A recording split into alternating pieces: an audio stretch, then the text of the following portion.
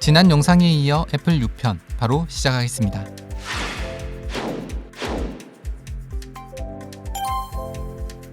(1970년대는) 애플뿐 아니라 여러 기업들이 새로운 컴퓨터 기술의 혈안이 되던 시기이기도 했습니다. 그중 기업용 문서 복사기 제조업체로 성공한 제록스는 복사기 기술뿐만 아니라 컴퓨터 과학, 정보기술, 전자공학 등 다양한 분야에서 연구와 개발을 이어갔죠. 그래서 PARC라는 연구소까지 설립했는데요. 이곳에서 그래픽 사용자 인터페이스를 비롯해 마우스, 이더넷, 레이저 프린터 등과 같은 혁신적인 기술들이 많이 개발되었습니다. 그래서 당시 PARC는 혁신과 창의성의 아이콘이 되기도 했죠. 그중 그래픽 사용자 인터페이스의 개발은 컴퓨터 역사의 판도를 바꿀 만큼 중요한 업적 중 하나였습니다. 마우스와 그래픽 디스플레이를 사용하여 컴퓨터를 그래픽으로 조작한다는 개념을 이때 처음으로 상용화한 것이었거든요.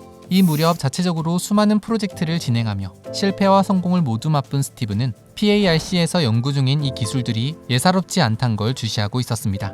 그러던 1979년 여름, 스티브에게 뜻하지 않은 기회가 찾아옵니다. 제록스의 벤처 투자 부분에서 애플에 투자하고 싶다는 의사를 밝혀온 거죠. 스티브는 기다렸다는 듯이 이 제안을 받아들였습니다. 단 조건을 내걸었습니다. PARC의 핵심 기술과 신기술을 공유해준다면 애플에 $1,000,000를 투자할 수 있게 해드리죠. 제록스 측은 하루가 다르게 치솟는 애플의 매출과 성장성을 보며 선뜻 스티브의 제안을 받아들였고, 그렇게 $10,000,000어치의 애플 주식을 사들일 수 있었습니다. 그리고 1년 후 $1,000,000였던 애플 투자금은 무려 $1,760만,000라는 엄청난 이득을 남기게 됩니다. 하지만 결론적으로 샴페인을 터뜨린 쪽은 오히려 애플이었습니다. 다시 1년 전으로 돌아가 1979년 12월, 스티브와 애플의 직원들은 제록스 측이 약속한 대로 PARC의 신기술을 견학하기 위해 연구소를 방문하게 됩니다. 연구소에는 PARC가 개발한 알토 PC가 설치되어 있었는데요. 알토 PC는 그동안 PARC에서 개발한 신기술들이 꽁꽁 숨겨져 있는 집합체였죠. 하지만 그렇기에 PARC 엔지니어들은 스티브에게 신기술을 공개하고 싶지 않아 알토 PC를 겉핥기식으로 보여줬고, 결국 스티브는 불만족스러운 첫 번째 방문을 해야 했습니다. 이후 스티브는 제록스 측에 직접 전화를 걸어 더 많은 걸 보여달라고 요구했습니다. 며칠 후 스티브는 애플의 엔지니어 몇몇과 함께 다시 PARC를 찾았고, PARC 엔지니어들은 난감할 수밖에 없었죠. 자신들이 어렵게 고안해낸 기술들을 뺏기기 싫어서 그렇게 노력했건만, 아무튼 다시 찾아온 애플로부터 기술을 지키기 위해 이들은 한 가지 묘수를 생각해냈습니다. 데모 버전의 기술만 살짝 노출해주는 것이었죠. 사실 그 정도만 보여줘도 충분히 놀랄만한 기술들이라 스티브를 속일 수 있을 거라 생각했다고 합니다. 하지만 스티브는 이미 PARC가 발표한 논문은 물론 관련 자료들까지 모조리 미리 탐독한 이유였기 때문에 그들이 일부러 핵심 기술을 알려주지 않고 있다는 걸 금세 눈치챘고, 곧장 투자부문 책임자에게 전화까지 걸어 따졌습니다. 결국 본사에서 연락을 받은 PARC 측은 울며 겨자 먹기로 애플 측의 핵심 기술을 보여줄 수밖에 없었는데요. 그중 스티브의 혼을 쏙 빼놓은 기술은 그래픽 사용자 인터페이스와 비트맵 방식이었다고 합니다. 실제로 스티브는 컴퓨터의 미래를 봤다고 감탄하며 이 기술들을 애플 컴퓨터에 적용하기 위한 개발을 곧장 시작했죠. 제록스는 애플을 통해 1년 만에 $1,760만,000라는 큰 수익을 얻었을지 모르지만, 이날 제록스가 노출한 기술들의 가치는 그보다 훨씬 큰, 감히 상상도 못할 정도였을 겁니다. 그 사실을 스티브도 그리고 PARC 엔지니어들도 잘 알고 있었지만 정작 제록스 본사만 모르고 있었습니다. 스티브는 PARC에서 목격한 그래픽 사용자 인터페이스를 똑같이 구현하는 것이 아니라 좀 더 개선하는 것에 초점을 맞추었습니다. 사실 아무리 제록스의 기술이 뛰어나다 한들 스티브 눈에는 분명 한계점도 보였기 때문인데요. 예를 들어 제록스의 마우스는 버튼이 3개였는데 이는 조작하기 복잡할 뿐만 아니라 움직임도 부드럽지 않았고, 심지어 가격도 $300로 매우 고가였습니다. 하지만 스티브는 단 $15에 제록스보다 나은 마우스를 만들기로 한 것이죠. 테이블 위나 청바지 위에서도 움직일 만큼 부드러워야 함. 스티브는 간결하지만 아주 어려운 요구사항을 내세웠습니다. 그러던 1981년, 제록스 경영진은 제록스 스타라는 새로운 컴퓨터를 시장에 내놓게 됩니다. 한창 신제품 연구에 몰두하던 스티브는 긴장할 수밖에 없었는데요. 혹시나 자신이 생각한 혁신적인 컴퓨터의 성공을 제록스에게 먼저 빼앗길까봐 두려웠던 거죠.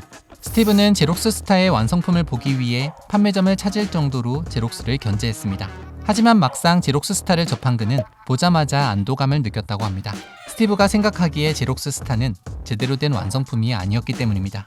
제록스 스타는 그래픽 사용자 인터페이스, 마우스, 비트맵 디스플레이, 창 기반의 방식, 데스크톱 메타포 등 온갖 신기술들이 한 군데 모여 있었고, 위지윅 워드 프로세서, 이메일, 그룹웨어, 파일 관리 시스템 등의 애플리케이션을 내장하고 있었지만 투박하고 느렸으며 무엇보다 가격이 16,595달러로 매우 고가였기 때문에 일반 사용자가 사용하기 어려웠습니다. 또한 네트워크 환경도 제한적이라 확장성이 떨어졌죠. 그렇긴 해도 좀 더 명확한 미래 컴퓨터의 비전을 실물로 확인한 스티브는 얼마 지나지 않아 파격적인 행보를 이어갑니다. 바로 제록스스타를 개발한 팀의 하드웨어 설계자인 밥 벨빌에게 스카우트 제안을 한 것인데요. 밥은 스티브의 제안을 받아들이게 됩니다. 하지만 스티브의 이런 행동들에 불만을 쏟아내는 직원들이 점점 늘기 시작했습니다. 의혹이 앞서면 물불 가리지 않는 그의 성격에 대해 불만을 갖고 있던 사람들이 스티브를 애플 내에서 위험한 인물로 여겼던 건데요. 그 중심엔 애플의 새로운 사장인 마이크 스콧이 있었습니다.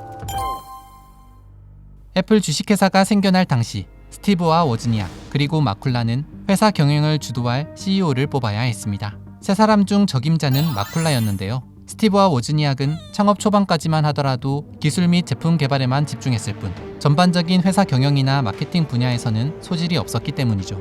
그렇게 애플 주식회사의 1대 CEO가 된 마쿨라는 애플에 초기 투자를 한 이후 조직을 안정화시키고 성장시키는 데 큰 역할을 해냈습니다. 덕분에 스티브와 워즈니악은 새로운 제품 개발에만 몰두할 수 있었죠.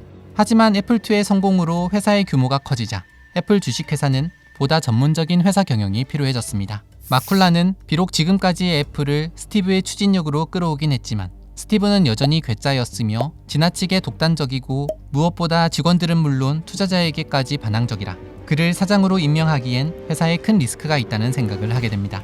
그래서 결국 새로운 사장을 영입하기로 결정했습니다. 그렇게 1977년 마이크 스콧을 애플 주식회사의 새로운 사장으로 임명하게 되죠. 마이크는 마쿨라와는 헤어차일드의 입사 동기였으며 내셔널 반도체의 제조 부문을 책임지고 있어 공학에 대해서도 박학다식한 인물이었는데요. 겉으로 봤을 땐 마이크가 스티브보다 훨씬 새로운 CEO로 적합한 인물이었죠. 하지만 스콧이 새 사장으로 임명되자 스티브는 이를 매우 못마땅하게 여겼습니다. 워즈니악과 마쿨라가 끈질기게 설득하는 바람에 마지못해 마이크를 새 사장으로 받아들이긴 했지만 자신이 키운 자식을 뺏기는 기분이었다고 표현할 정도였으니까요. 어쨌거나 마이크가 애플의 새 사장이 된 이후 두 사람 사이에는 묘한 신경전이 이어지면서 사사건건 부딪히게 됩니다. 마이크는 조직의 효율성과 이익에 중점을 두는 반면 스티브는 혁신과 완벽한 제품을 추구하는 큰 비전을 가지고 있었기 때문에 사실상 당장의 큰 이익을 따지지 않았던 건데요. 그래서 스티브가 무리수를 두며 새로운 프로젝트를 할 때마다 마이크는 못마땅할 수밖에 없었습니다. 스티브는 이미 성공한 애플2로는 회사를 키우는데 한계가 있다며 그보다 훨씬 더 새롭고 혁신적인 컴퓨터가 필요하다고 생각했습니다. 사실 스티브는 완성형 컴퓨터를 만드는 과정에서 전원 장치에서부터 케이스까지 애플2의 정체성을 전반적으로 설계했지만 결국 사람들은 애플2를 워즈니악의 결과물로만 인식하여 억울해하기도 했는데요. 그래서 온전히 자신의 이름을 건 새로운 컴퓨터를 만들고 싶어 했죠. 스티브는 유독 애플3 개발에 집착을 했는데 메모리 용량뿐 아니라 화면의 한 행에는 알파벳 40개가 아니라 80개가 들어갈 수 있게 했고 대소문자 모두를 사용할 수 있도록 구체적인 설계까지 모두 스티브가 진두지휘했습니다. 하지만 사양이 업그레이드된 만큼 부품이 많아지는데도 스티브가 디자인적인 부분까지 지나치게 통제하는 바람에 엔지니어들은 매우 난감해하는 상황이 벌어졌습니다. 외부 케이스의 크기와 형태를 딱 정해두고 그 안에 모든 걸 맞추려고 하다 보니 당시 스티브와 함께 일하던 엔지니어들의 불만이 쌓여갔던 거죠. 결국 제한된 공간에 여러 기판들이 겹쳐져 커넥터가 말썽을 일으켰고 1980년 5월에 탄생한 애플3는 참담한 실패를 맛보게 됩니다. 그럼에도 스티브는 PAIC에서 목격한 그래픽 사용자 인터페이스를 적용한 컴퓨터를 포기할 수 없었고 끊임없이 새로운 엔지니어들을 영입하면서 새로운 컴퓨터들을 만들기 시도했는데요. 안타깝게도 번번이 실패하고 말았죠. 결국 막대한 비용을 써가며 자꾸만 일을 저지르는 스티브의 행동을 사장인 마이크는 더 이상 참을 수 없었습니다. 그렇게 1980년 9월 마쿨라와 마이크는 스티브를 구조조정 대상에 올리기로 결정하며 연구 및 개발 담당 부사장이라는 직함을 박탈시키고 대신 비집행 이사회 의장으로 임명하게 됩니다. 겉으로 보기에 애플의 대외적인 대표로 이름을 남길 수는 있지만 스티브는 사실상 경영에 직접적인 통제권을 발휘할 수 없을 뿐 아니라 그토록 바라던 신제품 개발 프로젝트에서도 모두 제외된 것이었습니다. 1976년 스티브는 애플2를 위한 매뉴얼을 작성해줄 사람을 찾다가 제프 레스킨이란 사람을 영입하게 됩니다. 애플에 입사한 제프에게는 한 가지 비전이 있었는데 바로 대중을 위한 저렴한 컴퓨터를 만드는 것이었죠. 그러던 1979년 제프는 애플에서 진행 중이던 프로젝트 중 하나인 애니 프로젝트의 책임자로 자신을 써달라고 마쿨라에게 부탁했습니다. 애니 프로젝트는 애플 본사 건물에서도 한참 떨어진 변두리 건물에서 진행하던 작은 프로젝트였기 때문에 마쿨라는 흔쾌히 제프에게 책임권을 주게 되는데요. 제프는 자신이 진행할 프로젝트의 이름을 좋아하던 사과 품종인 매킨토시에서 이름을 따와 매킨토시 프로젝트라고 변경하게 됩니다. 모니터와 키보드, 본체는 모두 통합되어 있으면서 가격은 $1000인 대중적인 컴퓨터를 설계하는 것이 매킨토시 프로젝트의 목표였습니다. 또한 1967년에 이미 박사학위 논문에서 컴퓨터가 텍스트 기반의 인터페이스가 아니라 그래픽 기반의 인터페이스를 사용해야 한다고 주장했기 때문에 매킨토시에 그래픽 사용자 인터페이스를 탑재하고자 했습니다. 대신 제조 단가를 낮추기 위해서 제프는 크기가 작은 5인치 모니터와 성능은 떨어져도 저렴한 모토로라 6809 마이크로 프로세서를 활용하기로 결정했습니다. 하지만 매킨토시 프로젝트는 뚜렷한 성과를 내지 못한 탓에 계속 존폐 위기 속에서 아슬아슬하게 유지되고 있었습니다. 심지어 1979년에서 1980년대 초반까지는 애플 내에서 매킨토시 프로젝트를 아는 사람도 거의 없었고 엔지니어도 4명에 불과했습니다. 그런데 이 존재감 없고 그래서 어쩌면 평온했던 프로젝트 팀에 핵폭탄이 떨어지게 됩니다. 바로 마쿨라와 마이크에게 구조조정당한 스티브가 매킨토시 프로젝트에 참견하기 시작한 것이죠. 어느 날은 스티브가 책임자인 제프에게 비용 걱정은 접어두고 컴퓨터 성능에나 신경 써주세요 라고 주제넘는 혼수를 두기도 했습니다. 당연히 제프는 스티브가 못마땅했다고 합니다. 물론 스티브가 자신을 애플에 불러준 사람이긴 했지만 자신의 프로젝트에 눈독 들이는 사람을 반기는 이는 없을 테니까요. 스티브는 그래픽 사용자 인터페이스와 깔끔한 디자인을 갖춘 제프의 비전은 마음에 들어했지만 무조건 단가를 낮추기 위해 저사양 마이크로 프로세서를 사용하는 것이 못마땅했다고 합니다. 그러다 결국 선을 넘고 말았는데요. 스티브는 매킨토시의 엔지니어들에게 애초에 제프가 설계했던 모토로라 6809 대신 자신이 그동안 진행했던 프로젝트에서 사용한 고사양의 모토로라 68000 마이크로 프로세서를 장착할 수 있는 새 원형을 만들라고 독단적으로 지시한 것입니다. 결국 제프는 그에 맞게 가격을 조정해야 했습니다. 하지만 스티브의 만행은 여기서 끝나지 않았습니다. 이미 책임자인 제프의 의견은 안중에도 두지 않고 오로지 자신이 PARC에서 본 비전을 실현하는 데 혈안이 되어 있었던 겁니다. 졸지에 자신의 프로젝트를 뺏기게 생긴 제프는 마이크에게 이의를 제기했습니다. 그렇게 매킨토시 프로젝트의 주인을 누구로 둘 것인가의 문제를 두고 마쿨라, 마이크, 스티브, 제프는 한자리에 모이게 됩니다. 그런데 스티브는 이 자리에서 눈물까지 보이게 되는데요. 스티브의 눈물이 진심인지 연기인지는 알 수 없지만 마이크는 이번만큼은 스티브의 손을 들어줬습니다. 매킨토시 프로젝트는 회사 변두리에서 진행하고 있는 작은 프로젝트라 오히려 그것이 스티브를 잠잠하게 만들 기회라는 나름대로의 계산도 있었기 때문이었죠. 결국 스티브는 제프의 매킨토시 프로젝트를 뺏는 데 성공했고 이 일로 크게 상심한 제프는 애플을 떠나게 됩니다.